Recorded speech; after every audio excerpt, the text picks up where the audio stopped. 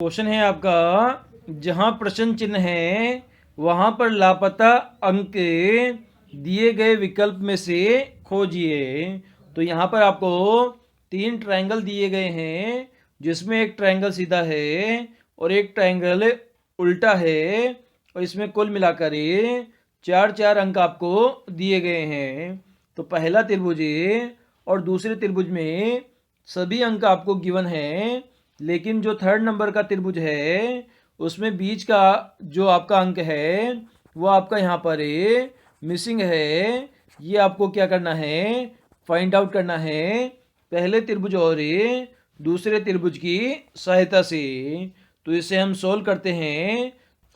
तो सबसे पहले वाले त्रिभुज को हम लेते हैं। तो इसमें बड़ी संख्याएं आपकी 16 और 12 लिखी हुई है, और दो छोटी संख्याएं 6 और 8 लिखी गई है। तो सबसे पहले हम देखते हैं, तो 6 को अगर हमें 2 से गुणा करेंगे तो आपको 12 प्राप्त हो जाएगा। तो 6 को हमने 2 से गुणा किया, 12 प्राप्त हो गया। इसी प्रकार 8 को भी अगर 2 से गुणा करेंगे तो 8 दूनी 16 हमें प्राप्त हो जाएगा। मतलब छोटी वाली संख्या को डबल करने पर हमें उसके पास वाली संख्या प्राप्त हो रही है। सिमिलर कंडीशन हमें आगे लगाएंगे।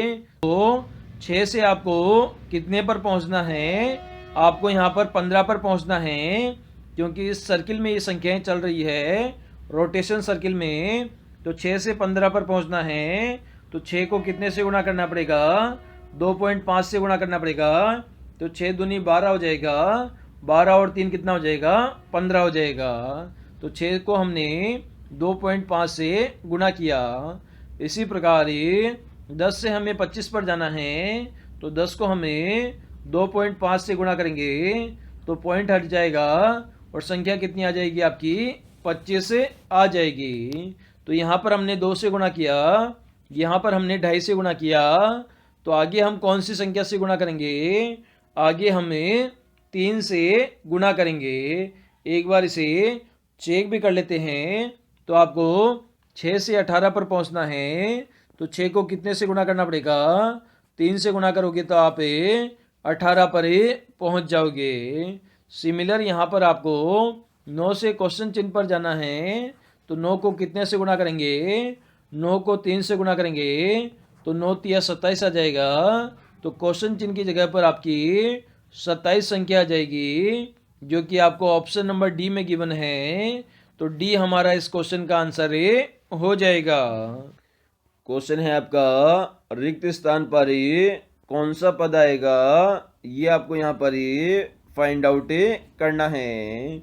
इसके लिए आपको एक लेटर सीरीज गिवन है, जिसमें आपके लेटर गिवन है आपके ACZ XP CEX ZR EGV BT, और आगे खालिस्तान है। ये वाला लेटर आपको फाइंड आउट करना है। इसके लिए नीचे आपके पास में 4 ऑप्शन गिवन है। तो सबसे पहले हम देखते हैं, जो आपकी लेटर सीरीज है उसमें ACZ XP से आपका CEX ZR कैसे आया। तो इसे हम यहाँ पर सॉल्व करने की कोशिश करते हैं। तो सबसे पहले हम देखते हैं, ए से हमें सी पर जाना है। तो आप सभी को ABCD आती होगी, ABC, मतलब ए से कितने लेटर आगे जाना है, हमें 2 लेटर आगे जाना है। इसी प्रकार सी से हमें ई पर जाना है। तो सी के बाद डी आता है, डी के बाद ई आता है। तो यहाँ पर भी 2 लेटर आगे जाना है। इसी प्रकार जेड से हमें एक्स पर जाना है, मतलब उल्टा हमें जाना है। और कितने लेटर उल्टा जाना है, जेड के बाद वाई आता है, वाई के बाद एक्स आता है। तो यहाँ पर 2 लेटर पीछे जाना है।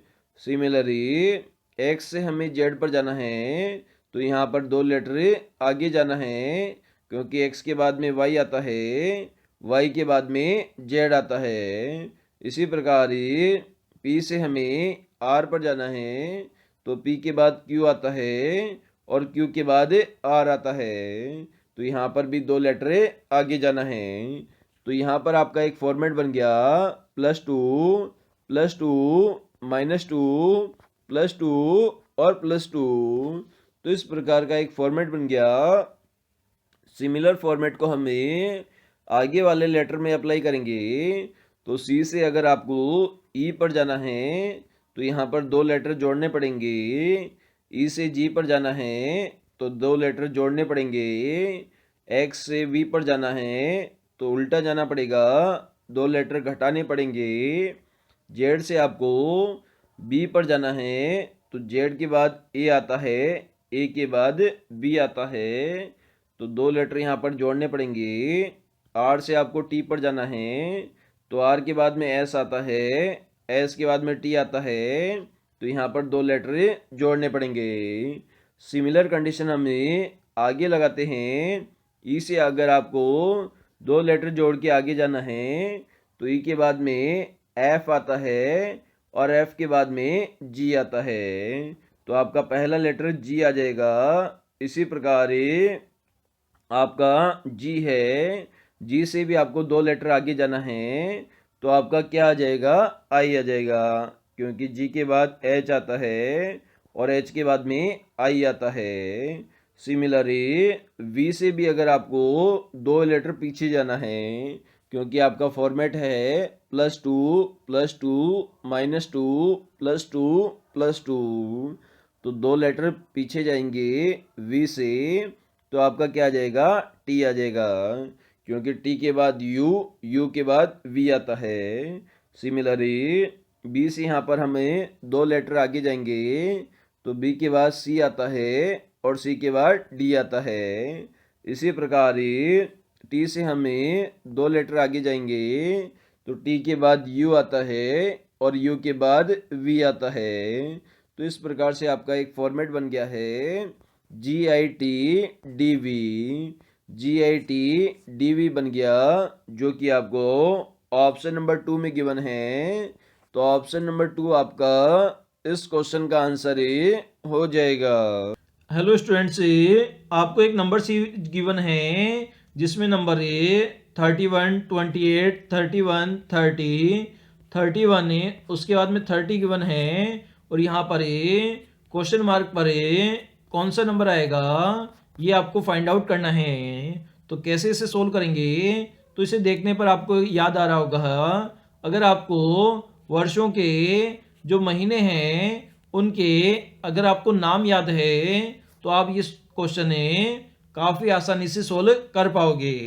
तो अगर मैं 31 जो दिन होते हैं वो किस में होते हैं, जनवरी में होते हैं, 28 दिन फरवरी में होते हैं, 31 दिन मार्च में होते हैं, 30 दिन अप्रैल में होते हैं, 31 दिन मई में होते हैं, उसके बाद में जो 30 दिन है वो जून में होते हैं। तो क्वेश्चन मार्क की जगह कौन सा बन आएगा, तो जुलाई आ जाएगा।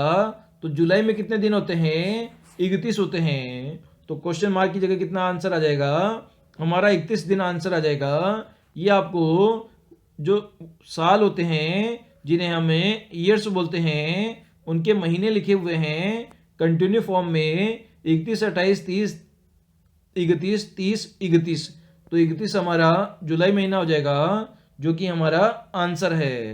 क्वेश्चन है आपका, गरिमा का परिचय देते हुए राकेश ने कहा कि उसके पिताजी मेरे पिताजी के इकलौते पुत्र हैं। तो बताइए राकेश गरिमा से किस प्रकार संबंधित है। तो सबसे पहले हमने यहाँ पर राकेश बनाया और इधर हमने गरिमा बनाई। तो कहा गया है जो गरिमा है उसके जो पिताजी है, उसके जो पिताजी है और जो राकेश के पिताजी है उसके पुत्र है, मतलब राकेश के जो पिताजी है वो किसके पिता हो गए, गरिमा के पिता हो गए।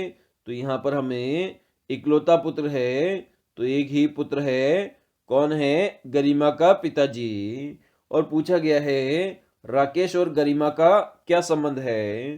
तो यहाँ पर हम एक लॉजिक लगाएंगे, जो राकेश है उसके पिताजी के एक ही पुत्र है, एक ही पुत्र है तो राकेश क्या हो जाएगा, इसका पुत्र हो जाएगा। तो यहाँ पर जो राकेश है वो पुत्र है, किसका पुत्र है? अपने पिता का पुत्र है। और ये जो राकेश है उसका जो पुत्र है, जो राकेश का जो पिता है उसकी एक बेटी भी है। तो बेटी कौन हो गई? गरिमा हो गई।